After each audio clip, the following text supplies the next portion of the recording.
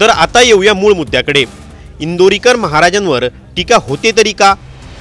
तर याला कारण आहे इंदोरीकर महाराजांची जुनी वक्तव्य जी त्यांनी कीर्तनात केली होती। एक एक करून आपण ती वक्तव्य पाहूयात। पहिलं वक्तव्य आहे लग्नाशी जोडलेलं। इंदोरीकर महाराज म्हणाले होते, मुलींची लग्न साध्या पद्धतीने करा, कर्ज काढून लग्न करायची गरज नाही, लग्नात शोबाजी पैशांची उधळपट्टी काय करायची गरज आहे, आणि मुलींनाही हे समजायला हवं की बापावर किती कर्जाचं ओझं करायचं, आधीच तिच्या शिक्षणासाठी एवढा पैसा खर्च केलाय आणि लग्नावेळीही बापांना कर्जात जायचं, याला काय अर्थ आहे। आणि याच वक्तव्यावरून लोक म्हणतायत की जर तुम्हीही मुलीचा साखरपुडा साध्या पद्धतीने करून समाजापुढे आदर्श ठेवला असता तर काय बिघडलं असतं, पण नाही, तुम्हीही तेच केलं जे लोक करतात। आता येऊया त्यांच्या इतर वादग्रस्त वक्तव्यांकडे। इंदोरीकर महाराजांनी महिलांची तुलना चपलेशी केली होती। लव्ह मॅरेजवर ते बोलत होते आणि लव्ह मॅरेज कसं चुकीचं हेही सांगत होते। ते म्हणाले होते, लव्ह मॅरेज करणाऱ्या माणसाची बायको नवऱ्याला नावानं हाक मारते, किती मोठा कमीपणा आहे हा। आपण पुरुष आहोत पुरुष, नवरा आहे नवरा, माझ्या बायकोनं मला एकेरीत हाक मारली तर दात नाही का पाडणार तिचे?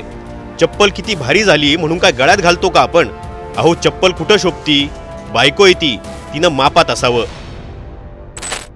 हेच नाही, इंदोरीकर महाराजांनी मुलगा आणि मुलगा जन्माला कसे घालावे, मुलगा होण्यासाठी काय करावं याबाबतही वक्तव्य केलं होतं, ज्यामुळे गर्भलिंग निदान कायद्यानुसार त्यांच्यावर गुन्हाही दाखल झाला होता।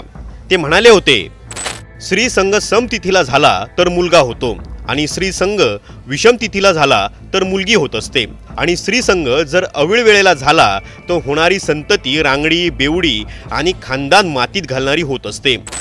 याचा पुरावा मला विचाराल तर पुलश्य नावाच्या ऋषीने कैकई नावाच्या स्त्रीसोबत सूर्य अस्ताला जाताना संग केला तर रावण, बिभीषण, कुंभकर्ण जन्माला आले, आणि अदिती नावाच्या ऋषीनं पवित्र दिवशी संग केला तर त्याच्या पोटी हिरण्यकश्यप नावाचा राक्षस जन्माला आला।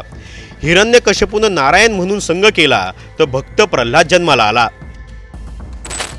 यानंतर वादात सापडलेल्या इंदोरीकर महाराजांना कोर्टाची पायरीही चढावी लागली आणि त्यानंतर ते भडकले आणि त्यांनी यूट्यूबवर त्यांचे व्हिडिओ अपलोड करणाऱ्यांवर वादग्रस्त वक्तव्य करून टाकलं आणि थेट त्यांच्यावर गुन्हे दाखल करण्याची धमकी दिली।